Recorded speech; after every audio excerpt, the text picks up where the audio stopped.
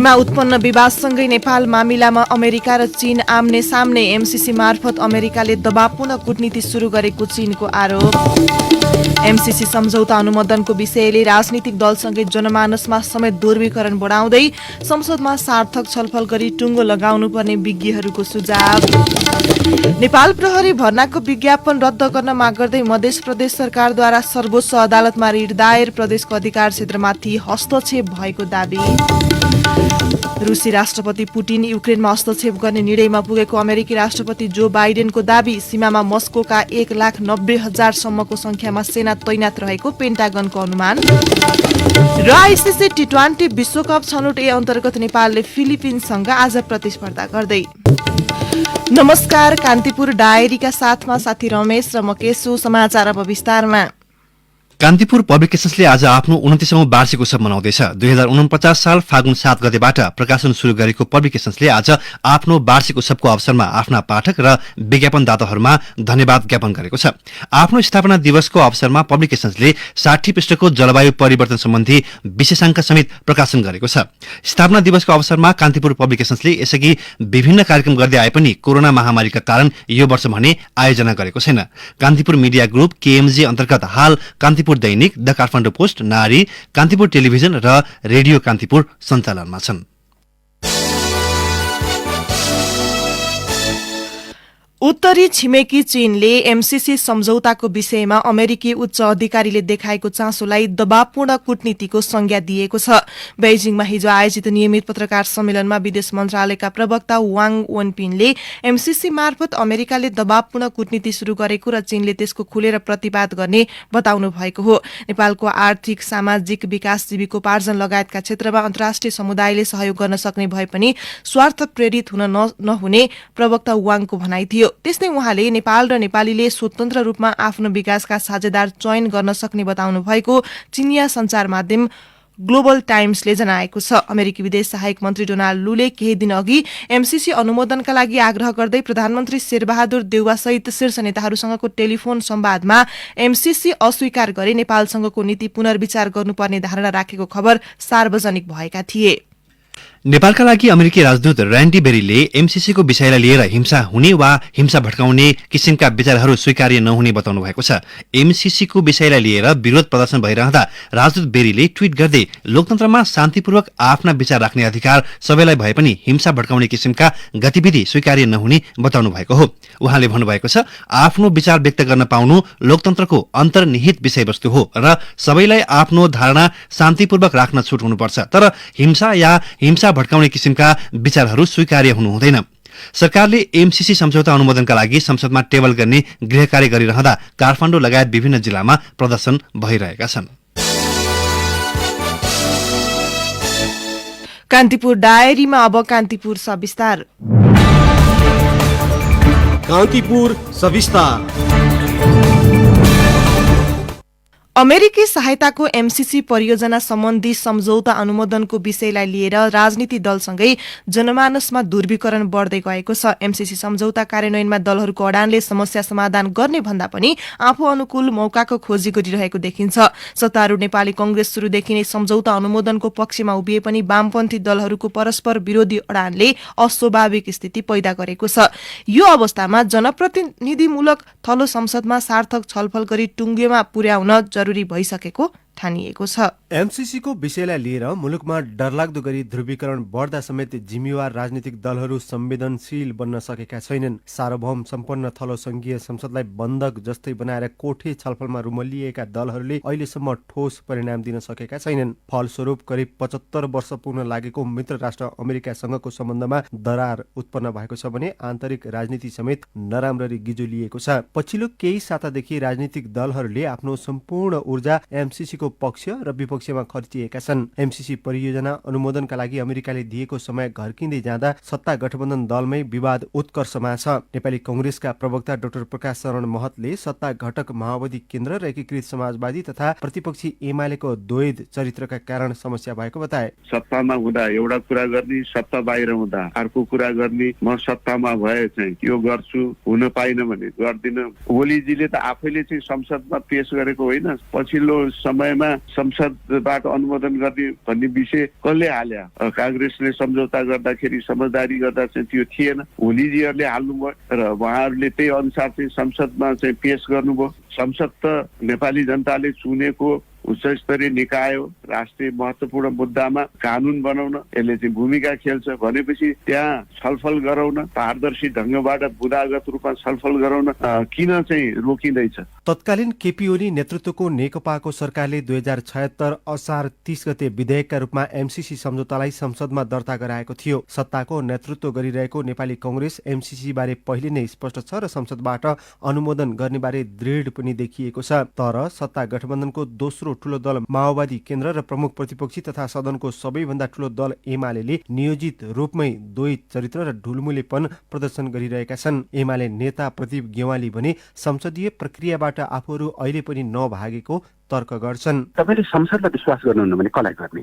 खास आग्रहबाट प्रेरित बुद्धिजीवीलाई अथवा अहिले चाहिँ के भन्दाखेरि आइरहेको नयाँ ट्रेन्डका केही मिडियाहरू अथवा त्यसमा आइरहेका अतिरञ्जनालाई कोही न कोही त तपाईँले टेक्नु पर्यो नि। तपाईँले आफूले मताधिकार दिएर तिमीले संविधान बनाउन सक्छौ, संविधान संशोधन गर्न सक्छौ, कानुन बनाउन सक्छौ, विकास गर्न सक्छौ, यावत गर्न सक्छौ भनेर तपाईँले आफ्नो सम्पूर्ण अथोरिटी तपाईँमा निहित सार्वभौम चाहिँ अधिकार तपाईँले एकैले वारिस बनाएर पठाउनु भएको छ भने त्यो संसदलाई विश्वास नगर्ने भन्ने कुरा हुन्छ र? सम्झौता संसदबाट पारित गर्ने प्रतिबद्धता जनाएर एमसीसी मुख्यालयलाई पत्र लेखेका माओवादी केन्द्रका अध्यक्ष पुष्पकमल दाहालले त्यसको ठिक विपरीत अहिले संशोधनको अडान राखेका छन्। सत्ता साझेदार माओवादी केन्द्रले पछिल्लो समय एमसीसी विरुद्ध आफ्नो दललाई सडकमा समेत उतारेको छ। एमसीसीका विषयमा सैद्धान्तिक असहमति भए पनि सत्तामै बसेर सडकमा समेत नारा लगाउनुलाई चाहिँ अधिकांशले नैतिकता सकिएको भनेर विश्लेषण गरेका छन्। माओवादी केन्द्रका नेता हरिबोल गजुरेल भने एमसीसी जस्तो महत्वपूर्ण विषयमा पहिला दलहरूबीच राष्ट्रिय सहमति आवश्यक रहेको दावी गर्छन्। सार्वभौम संसदमा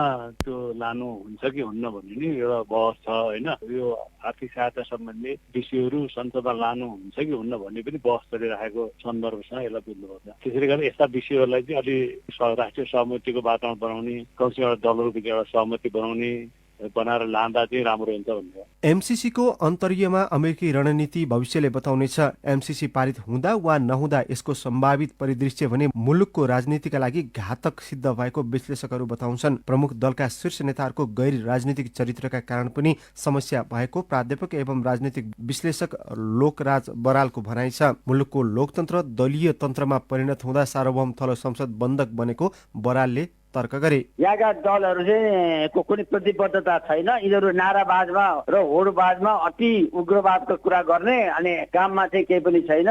भनाइ चाहिँ डेमोक्रेटिक व्यवस्थामा आएको भन्ने व्यवहार चाहिँ अब त्यो विभिन्न किसिमले प्रभावित भएको देखिन्छ। यो राजनीतिक संस्कार निर्माण नभएको, संस्थाप्रति प्रतिबद्ध नभएको, त्यस कारणले एउटा अवसरवाद जसको रूपमा मात्रै एउटा रणनीतिक रूपमा मात्रै लिएको, त्यसले गर्दाखेरि यो यस्तो भएको। नेपालमा आएको अहिलेसम्मकै ठूलो रकम 60 अर्ब रुपियाँ हाराहारीको एमसीसी परियोजनामा देखिएको ध्रुवीकरणले मुलुकको बाह्य सम्बन्धलाई समेत असर गरेको छ।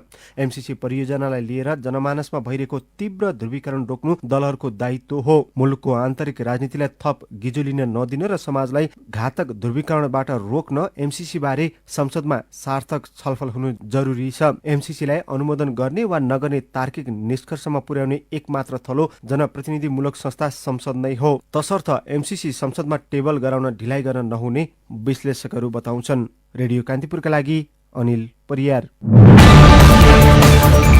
कान्तिपुर सविस्तार।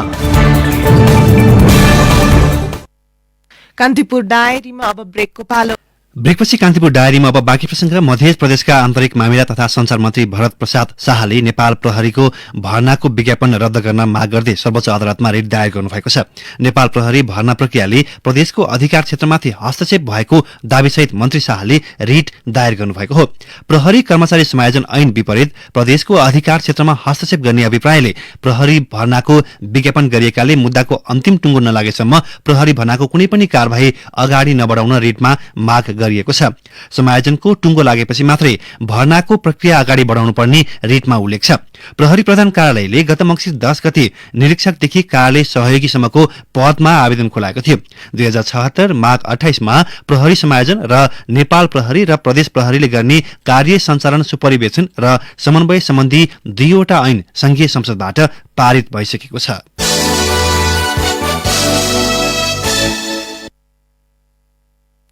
सत्तारूढ दल नेपाली कंग्रेसका सांसद डाक्टर शशाङ्क कोइरालाले सत्ता गठबन्धन टुटे पनि एमसीसीलाई संसदबाट अनुमोदन गर्नुपर्ने बताउनु भएको छ। उहाँले प्रधानमन्त्री तथा नेपाली कंग्रेसका सभापति शेरबहादुर देउवाका अगाडि एमसीसी त्याग्ने वा गठबन्धन बचाउने दुई विकल्प मात्र रहेको भन्दै गठबन्धन टुटे पनि एमसीसी पास गर्नुपर्ने बताउनुभयो। हिजो संसद बैठक स्थगित भएपछि नेता कोइरालाको यस्तो प्रतिक्रिया आएको हो। नेता कोइरालाले एमसीसी पास भएमा अहिलेको गठबन्धन टुट्ने पक्का रहेको दाबी समेत गर्नुभयो। वातावरणीय प्रभाव मूल्याङ्कन लगायत आवश्यक प्रक्रिया पूरा नगर्दा आधा दर्जन मेडिकल कलेज वर्षौंदेखि बिना स्वीकृति सञ्चालन भइरहेका छन्। धुलिखेल अस्पताल, Nepal medical college, Manipal college of medical science, Janaki medical college, universal medical college र college of medical science Chitwan स्वीकृति बिनै चलिरहेका हुन्। धुलिखेलले 2069, नेपालगञ्जले 2071, कलेज अफ मेडिकल साइन्सले 2073 मा, जानकीले 66 मा र युनिभर्सलले 71 सालमा स्वीकृतिका लागि मन्त्रालयमा निवेदन दर्ता गरेका थिए। तर EIA लगायत आवश्यक प्रक्रिया पूरा नगरेकाले मन्त्रालयले स्वीकृति दिएको छैन। Nepal medical college Jorpati, Chitwan medical college र देवदह मेडिकल कलेज रूपन्देहीको भने नवीकरण बाँकी छ।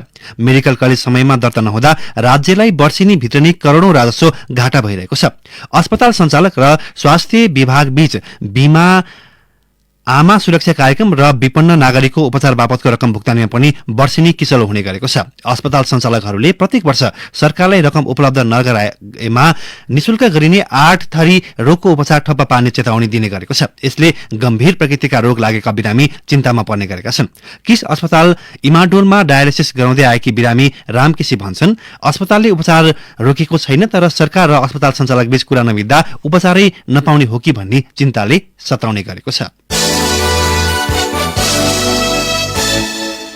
त्रिभुवन विश्वविद्यालय केन्द्रीय पुस्तकालयले अत्याधुनिक भवनको निर्माण शुरू गरेको छ। कीर्तिपुर स्थित विश्वविद्यालय परिसरको गान्धी भवनसँगै 7875 स्क्वायर मिटर क्षेत्रफलमा भवन निर्माण शुरू भएको हो। डिजाइन अनुसार 2007 स्क्वायर मिटरमा मूल भवन र थप 4वटा साना भवन बन्नेछन्। पुस्तकालय प्रमुख पूर्णलाल श्रेष्ठका अनुसार भारत सरकारको अनुदान सहयोगमा निर्माण थालिएको हो। 3.5 तले भवनका निम्ति 36 करोड 11 लाख 66,000 रुपियाँ लागत इस्टिमेट गरिएको छ। उहाँले भन्नुभयो, जग्गा निर्माण गरी पिलर उठाउन थालिएको छ। वर्तमान समयको माग अनुसार अन्तर्राष्ट्रिय स्तरको अत्याधुनिक प्रविधियुक्त पुस्तकालय हुनेछ। सम्झौता अनुसार काम शुरू भएको 15 महिनाभित्र नयाँ भवनमा पुस्तकालय सञ्चालनमा आउने उहाँले बताउनुभयो। भवनमा लिफ्ट, हिटिङ, कुलिङ तथा RFID प्रणाली जडान हुनेछ।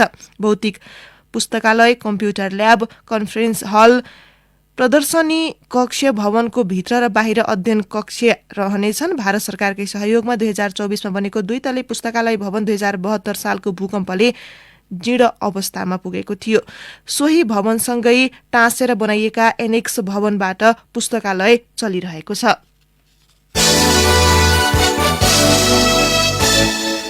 सरकारले श्रमिकहरूका लागि छुट्टै अस्पताल निर्माण गर्ने भएको छ। हिजो बसेको मन्त्री परिषद बैठकको निर्णय सार्वजनिक गर्दै संचार तथा सूचना प्रविधि मन्त्री ज्ञानेन्द्र बहादुर कार्कीले श्रमिक अस्पताल स्थापनाका लागि आवश्यक प्रक्रिया अघि बढाउने निर्णय भएको जानकारी दिनुभयो।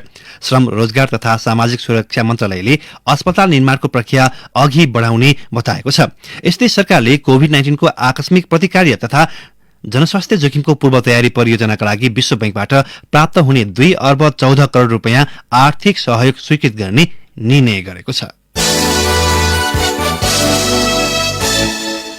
बेमौसमी वर्षा पीड़ित किसानका लागि सरकारले राहत स्वरूप 1 अर्ब रुपियाँ निकासा गरेको छ। राहत वितरणका लागि गृह मन्त्रालयले 6 अर्ब रुपियाँ मागेकोमा अर्थ मन्त्रालयले 1 अर्ब रुपियाँ मात्र निकासा गरिदिएको हो। यससँगै सो रकम जिल्ला विपद व्यवस्थापन समितिबाट एकिन भई आएका जिल्लामा पठाइएको गृहले जनाएको छ। गृह मन्त्रालय अन्तर्गतका विपद तथा द्वन्द्व व्यवस्थापन महाशाखा प्रमुख प्रदीप कुमार कोइरालाले भन्नुभयो, असोज 31 देखि कार्तिक 3 सम्म परेको बेमौसमी वर्षाबाट पीड़ित किसानलाई राहत वितरण गर्न करिब 6 अर्ब मागेका थियौं। अर्थ मन्त्रालयले 1 अर्ब रुपियाँ निकासा गरिदिएको छ। सो बजेटमध्ये सोमबार 85 करोड 4 लाख रुपियाँ 31 जिल्लाका प्रभावित किसानलाई पठाएका छौं। गृहले 1 महिना अघि रकम मागेको थियो। अर्थले भने 1 साता अघि मात्र निकासा गरिदिएको हो। इलाम, तेह्रथुम, सङ्खुवासभा, धनकुटा, सिराहा, रौतहट, मकवानपुर, चसुवा, काभ्रे, सिन्धुली, स्याङ्जा, कास्की पर्वत, बर्दिया, रोल्पा, पाल्पा, अर्घाखाँची, लगायतका जिल्लामा राहत रकम पठाइएको छ। बेमौसमी वर्षाले मुलुकभर 1,11,609 हेक्टर धान बालीमा क्षति पुर्याएको थियो। सो क्षेत्रफलबाट करिब 11,87,51,00,00,000 रुपियाँ धान बालीमा बराबरको धानमा क्षति पुगेको कृषि तथा पशुपक्षी विकास मन्त्रालयको तथ्याङ्क छ। कार्तिक 11 बसेको मन्त्री परिषद बैठकले पीड़ित किसानलाई वर्गीकरण गरेर राहत दिने घोषणा गरेको थियो।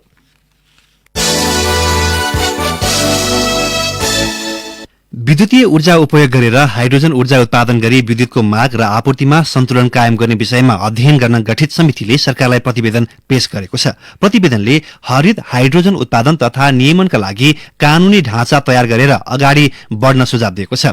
जल तथा ऊर्जा आयोगका सचिव दिनेश कुमार घिमिरेले हिजो ऊर्जा जलस्रोत तथा सिंचाई मन्त्री पम्पा भूषाल समक्ष प्रतिवेदन पेश गर्नुभएको हो।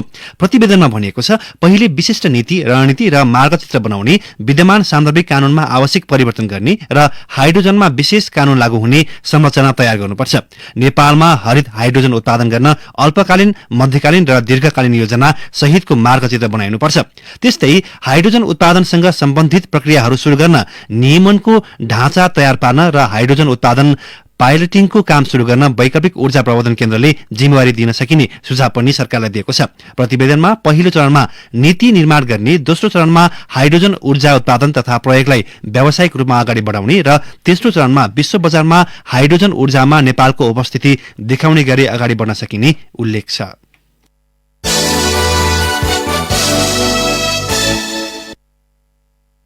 प्रजातन्त्र दिवसको अवसरमा 501 कैदीको बाँकी सजाय मिनाहा भएको छ। यस्तै 12 जनालाई आम माफी दिइएको छ। मन्त्री परिषदको सिफारिशमा राष्ट्रपति विद्यादेवी भण्डारीले 501 कैदीको सजाय मिनाहा र 12 जनालाई आम माफी दिनुभएको राष्ट्रपति कार्यालयले जनाएको छ। यस्तै मन्त्री परिषदको सिफारिशमा आङनिमा शेर्पा समेतका 12 जनालाई विभिन्न अदालतबाट भएका फैसला बमोजिम लागेको सजाय माफी भएको कार्यालयले जनाएको छ। जग्गाको उचित मुआब्जा नदिएको भन्दै रौतहटको गुजरा नगरपालिका 2 स्थित मैरा टोलका स्थानीयले रेलवे ठेकेदारका कर्मचारीलाई साइडमा काम गर्न रोकेका छन्। उनीहरूले बुधबारदेखि रेलवेको काम रोकेका हुन्। चलनचल्ती अनुसार मुआब्जा नपाएसम्म काम गर्न नदिने उनीहरूको अडान छ। मैरा स्थित भुजेल टोलका 19 किसानको झण्डै 2.5 बिघा जग्गाको मुआब्जा कम भएको भन्दै विरोधमा उत्रेका हुन्। यही क्रममा मंगलबार प्याकेज 1 नम्बरको कामका लागि ग्राफेल बोकेर गएको रेलवेको टिप्पर र कर्मचारीलाई जग्गाधनीले लखेटेका थिए। उनीहरूले टिप्परमा लोड भएको ग्राभेल समेत झार्न दिएनन्। कर्मचारीमाथि दुर्व्यवहारको प्रयास गर्दै साइडबाट लखेटेको निर्माण कम्पनीका प्रोजेक्ट म्यानेजर अमित रिजालले बताउनुभयो, पूर्वी क्षेत्रको मुआब्जा विवाद टुंगाएर ठेकेदारले पश्चिम लमाहा खोला पारी काम गर्न थालेको हो, तर त्यस क्षेत्रमा पनि स्थानीयले संघर्ष समिति मार्फत नै काममा अवरोध गरिरहेका छन्। ठेकेदारका कर्मचारीलाई साइडमा आउनै नदिएपछि काम प्रभावित भएको छ। अहिले जग्गाधनी, किसान लगायत मुआब्जा संघर्ष समितिका पदाधिकारीहरू दिनहुँ रेलवे निर्माणस्थल क्षेत्रमा निगरानी गरेर बस्न थालेका छन्। कान्तिपुर डायरीमा पुनः ब्रेकको पालो। कान्तिपुर डायरीमा अब आर्थिक प्रसंग 900 मेगावाट उत्पादन क्षमताको अरूण 3 जलविद्युत आयोजना र सो आयोजनासँगै बनिरहेको प्रसारण लाइन निर्माणका क्रममा देखिएका समस्याहरूबारे सरकारले चासो देखाएको छ। भारतीय कम्पनी सतलज जलविद्युत निगमको सहायक कम्पनीका रूपमा सतलज अरूण 3 पावर डेभलपमेन्ट कम्पनीले यो आयोजना बनाइरहेको छ। आयोजनामा देखिएका समस्याहरूलाई द्रुत गतिमा समाधान गर्ने र तोकिएकै समयमा निर्माण सक्ने भन्दै हिजो मुख्य सचिव, गृह सचिव, ऊर्जा सचिव, वन तथा वातावरण सचिव र भूमि व्यवस्था मन्त्रालयका सचिवहरूले आयोजनासँग छलफल गरेका थिए। लगानी बोर्डको कार्यालयका सहप्रवक्ता रमेश अधिकारीले भन्नुभयो, आयोजनाको समग्र प्रगति, प्रसारण लाइन निर्माण, जग्गाको मुआब्जा वितरण तथा अधिग्रहण, आयोजना निर्माणका क्रममा देखिएका समस्याहरू के हुन् भन्ने लगायतका विषयमा छलफल भयो। सतलजले प्रसारण लाइनको राइट अफ वेको जग्गाको मुआब्जा टुंग्याउने विषय र कोशी राजमार्ग अन्तर्गत दोबानदेखि नुमसम्मको सड़क खण्ड चाँडो बनाउने विषयलाई निकै महत्वका साथ उठाएको छ। अरूण तेस्रो आयोजनासँगै 217 किलोमिटर प्रसारण लाइन पनि बनिरहेको छ। संखुवासभा, भोजपुर, खोटाङ, उदयपुर, सिराहा, धनुषा र महोत्तरीमा पर्ने यो प्रसारण लाइनमा जग्गाको समस्या टुंगिन सकेको छैन। हिजोको छलफलमा प्रसारण लाइन आयोजना रहेको 7वटै जिल्लाका प्रमुख जिल्ला अधिकारीहरूको समेत सहभागिता थियो। आयोजना निर्माणका क्रममा कुनै समस्या देखिएमा त्यसको समाधानका लागि लगानी बोर्डको कार्यालयले समन्वय गर्ने बारे छलफल भएको पनि अधिकारीले बताउनुभयो।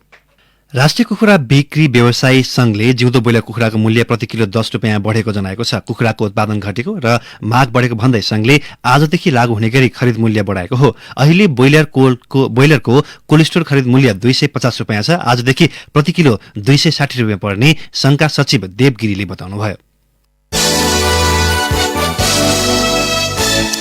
अब अन्तर्राष्ट्रिय प्रसंग रुसी राष्ट्रपति भ्लादिमिर पुटिन युक्रेनमा हस्तक्षेप गर्ने निर्णयमा पुगेको अमेरिकी राष्ट्रपति जो बाइडेनले दावी गर्नुभएको छ। अबको केही दिनमा आक्रमणका लागि राष्ट्रपति पुटिनले पूर्ण तयारी गरेको बाइडेनको तर्क छ। अमेरिकी गुप्तचर एजेन्सीको सूचनाका आधारमा बाइडेनले युक्रेनको राजधानी कीव नै रुसको मुख्य लक्ष्य रहेको दावी गर्नुभएको छ। युक्रेनको पूर्वी क्षेत्रमा जारी सशस्त्र द्वन्द्वको बहाना बनाएर रुस युक्रेन प्रवेश गर्ने पश्चिमा मुलुकहरूले दावी गरेका छन्। युक्रेनसँगको सीमामा हाल 1,69,000 देखि 1,90,000 सम्मको संख्यामा मस्कोका सेना तैनात रहेको पेन्टागनको अनुमान छ। युक्रेनको पूर्वी क्षेत्र दोनेत्स्क र लुहान्स्कमा रुस समर्थित सशस्त्र समूह यसअघि नै रहेका थिए। रुस समर्थित समूहको कब्जामा रहेको क्षेत्रका स्थानीयलाई युक्रेनी सेनाले आक्रमण गर्न सक्ने भएकाले अन्यत्र जान रुसले सूचना जारी गरिसकेको अमेरिकी दावी छ। अब खेल प्रसंग। आईसीसी टी20 विश्वकप छनौट ए अन्तर्गत नेपालले फिलिपिन्ससँग आज प्रतिस्पर्धा गर्दैछ। ओमानको अल अमेरात क्रिकेट मैदानमा दुई टोली बीचको प्रतिस्पर्धा मध्याह्न 12:15 बजे शुरू हुनेछ। हिजो भएको पहिलो खेलमा ओमानलाई नेपालले 39 रनले हराएको छ। नेपालले दिएको 118 रनको लक्ष्य पछाएको ओमान 17 ओभरमा अल आउट हुँदै 78 रन मात्र बनाउन सक्यो। बलरहरू चम्किएको हिजोको खेलमा कमल सिंह ऐरीले 3 विकेट लिए। कप्तान सन्दीप लामिछाने र दिपेन्द्र सिंह ऐरीले समान 2 तथा जितेन्द्र मुखिया र अविनाश बोहराले 1-1 विकेटले हिजोको खेलसँगै नेपालको सेमिफाइनलमा पुग्ने आधार बलियो बनेको छ।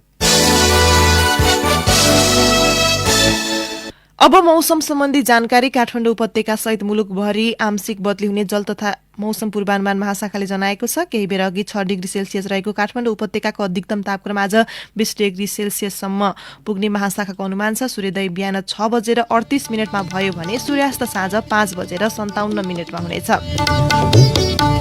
हवस् त यिनै प्रसंग सहित कान्तिपुर डायरीको यो बुलेटिन अहिलेलाई यही सकिन्छ। साथी रमेश र म केही सुविधा हुन्छौ। नमस्कार।